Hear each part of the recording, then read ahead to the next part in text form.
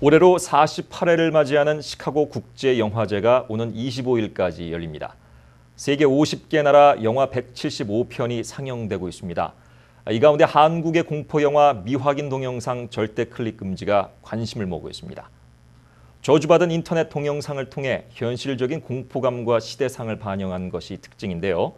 뉴스 매거진이 시카고를 찾은 김태경 감독을 만나 영화에 대한 자세한 이야기 들어봤습니다.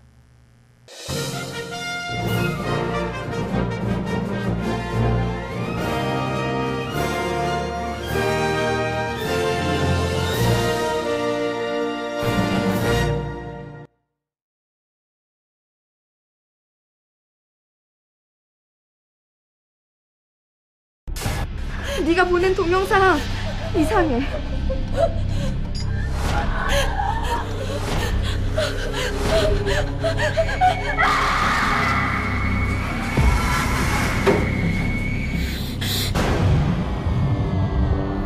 얼마 전에 날 쫄리는 동영상 계단 있었는데.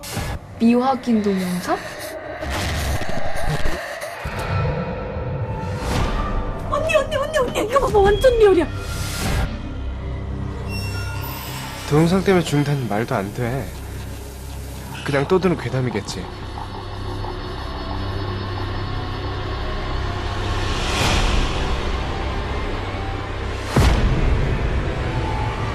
저주 걸린 동영상. 그거 보면 죽는다는데 안 믿었거든? 근데 그게 사실이면 거기 있니? 정미야.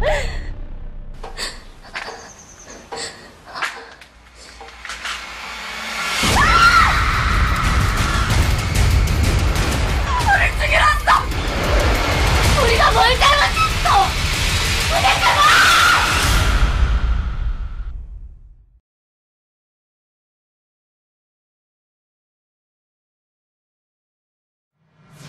안녕하세요. 네, 안녕하십니까. 반갑습니다. 2012년 시카고 국제영화제에 함께하신 소감 어떻습니까? 열심히 찍은 영화를 이제 미국에서 상영할 수 있는 기회가 되어서 되게 기쁘고요. 또 여기 계시는 한인 여러분들께도 소개할 수 있어서 영광으로 생각하고 있습니다. 네, 시카고 국제영화제에 출품된 미확인 동영상은 인터넷과 동영상이라는 시대상이 좀 반영된 것 같은데요. 어떤 포커스, 어떤 기획 의도를 가지고 제작하셨습니까?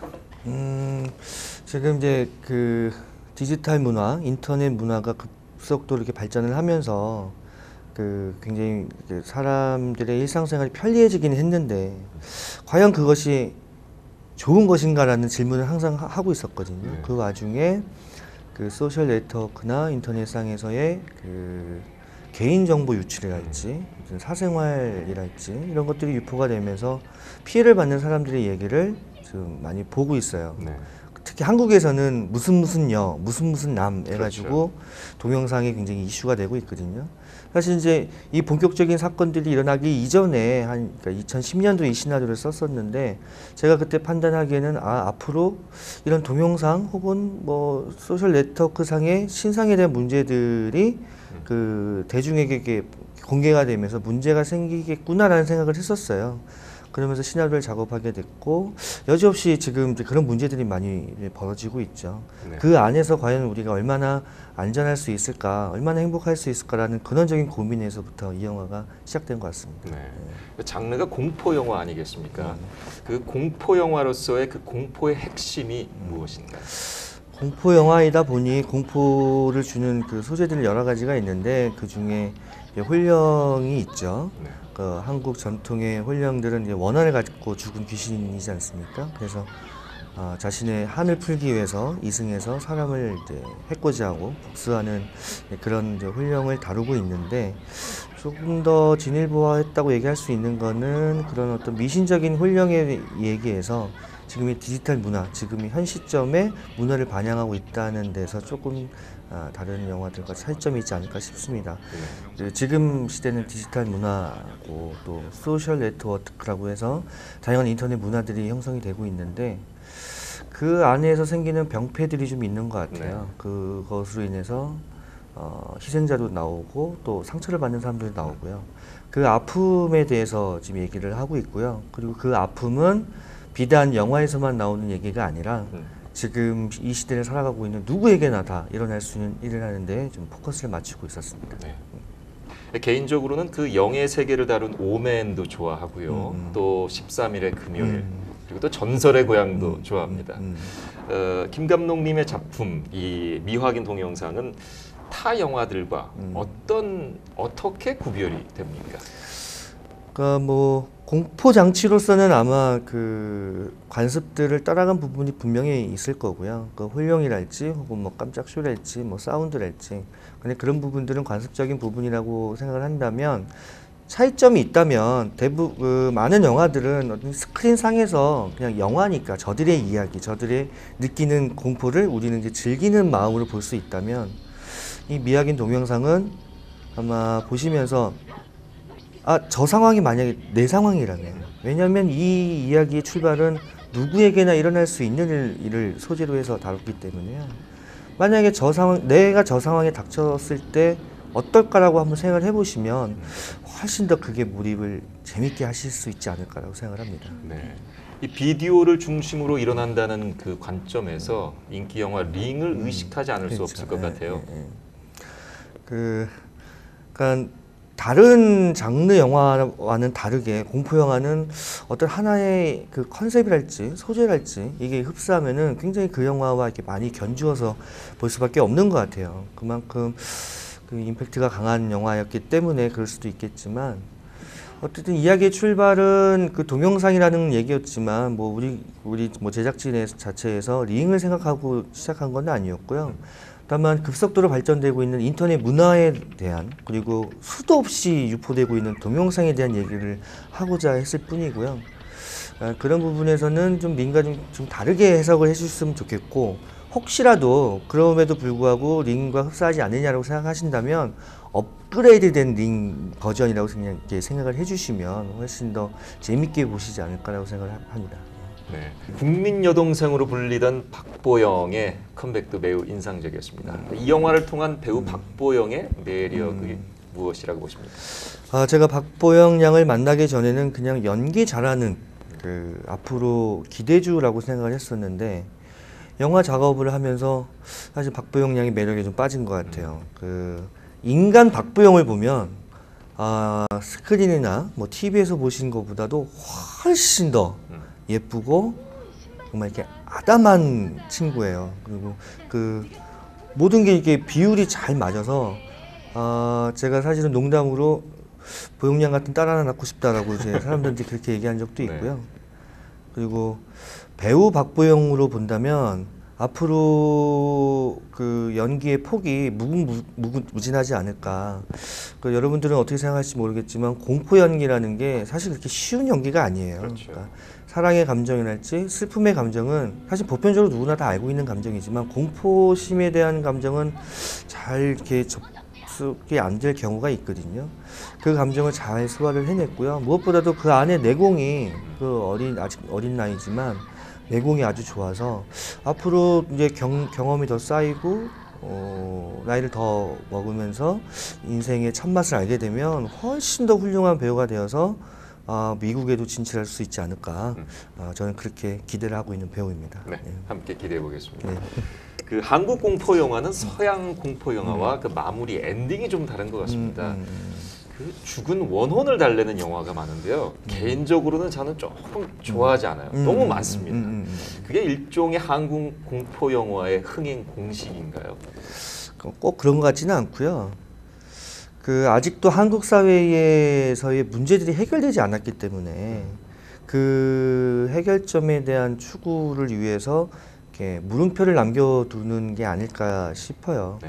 그러니까 제가 판단하기로 그 헐리우드의 공포 영화들은 액션 영화도 비슷한 장면들이 그렇죠. 많잖아요. 그래서 그냥 통쾌하게 즐겁게 그 공포감도 즐기는 쪽으로 가는 방향이라면 좀 동양, 특히나 한국의 그 공포 영화들은 이 시대의 약자들 그리고 상처받고 억울한 자들의 이 얘기를 좀 대변하는 경우가 많아서 그래서 엔딩을 결코 이렇게 유쾌하게만 끝낼 수 없는 구조인 것 같아요. 그리고 개인적인 바람이라면 좀 새로운 걸 시도를 해보고 싶어도 감독으로서 작가도 새로운 걸 시도를 해보고 싶어도 어떤 제작 환경이랄지 혹은 자본이랄지 그런 부분이 허락되지가 않아서 어떻게 보면 좀 안전한 코드 쪽으로 이야기를 마무리 혹은 진행하기를 바라는 경우들이 있어요. 그래서 기대를 해본다면 그 미국 쪽에서 뭐 좀 다양한 소재를 찾는 그런 프로듀서나 뭐 제작자가 계신다면 한국에는 굉장히 그 창의성이 뛰어난 작가들이 저뿐만 아니라 훨씬 더 많기 때문에 신선한 얘기를 찾고 싶으시다면 한국에 있는 작가들, 감독들을 한번 찾아보시면 어떨지 한번 제안 드리고 싶습니다. 네. 아니 김 감독님의 설명이 와닿습니다. 미처 생각해보지 못했는데 그런 또 사회성을 반영하니 나중 굉장히 일리가 있는 이야기 맞습니다. 네, 김태경 감독께서는 2004년 명예 시나리오를 쓰고 연출하시면서 데뷔를 했고 영화 무의도 이어서 감독을 했습니다. 그리고 이번이 세 번째 공포 영화인데요. 이 호러, 공포, 스릴러물의 어떤 매력을 느끼시나요? 다른 장르 영화도 마찬가지로 감독의 역량이 뭐 필요한 거지만 공포 영화는 특히 연출력이 좀 필요한 것 같아요. 그래서 감독 혹은 작가의 상상력이 굉장히 큰 비중을 차지하기 때문에 그런 면에서는 어떻게 보면 저의 그 능력들을 계속 실험을 하는 것 같아요. 그래서 뭐 사람들은 제가 이제 공포 영화를 계속 찍다 보니까 뭐 전문 공포 감독이냐라고 얘기를 하지만 앞으로는 뭐 다른 장르 영화도 분명히 해야 될 거고요. 하지만 그 공포 영화를 잘 찍는다면 다른 장르 영화를 더 잘 찍을 수 있을 것 같다는 생각을 갖고 있어요. 그러니까 지금 세계적인 거장의 감독들도 사실 출발점에서는 공포 스릴러로 시작한 감독들이 되게 많거든요. 그런 걸 보면은 그 장르적인 영화 특성에 있어서 공포 영화, 호러 영화의 규칙들 혹은 그 작품을 잘 만들어낸다면 여러 가지 그 이야기들을 이렇게 사람들이 보기에 흥미롭고 재미있게 볼 수 있는 그런 연출력을 키우는데 좋지 않나라고 생각을 하고 있습니다. 아직은 저도 아직 더 배워야 되기 때문에 그 다음 영화가 어떻게 될지는 모르겠지만 꼭 좋은 영화로 다시 한번 여러분 찾아뵙고 싶습니다. 네. 어떤 향후 활동 계획 가지고 계신가요? 지금은 그 시나리오에 전념을 하고 있고요. 작품을 찍으면서 그 좀 아이디어들이 좀 생각난 것들이 많아가지고, 그러니까 예전에는 그 작품 하나에 올인을 해서 그 작품 하나를 끝내고 또 그 이후에 다음 작품을 준비하고 그러다 보니까 계속 2, 3년 뭐 이렇게 시간이 흘러가더라고요. 그래서 어차피 지금 제가 그 작품을 끝내고 어떤 휴식기를 갖는 상황에서 좀 다양한 이야기들을 좀 구상을 하고 있어요. 그래서 지금 한 3, 4편 정도의 그 시나리오와 그리고 그 방송 대본도 같이 지금 구상 중이거든요. 뭐 거기에는 이제 호러 장치를 이용한 코미디도 있고 멜로도 있고 액션도 있고 그렇게 좀 다양한 이야기들을 지금 준비하고 있고 그것이 곧 여러분들과 또 찾아뵙게 될 것 같습니다. 네, 기대가 됩니다. 끝으로 철학적인 질문 하나 드리겠습니다. 김태경 감독께서는 왜 영화를 만드십니까?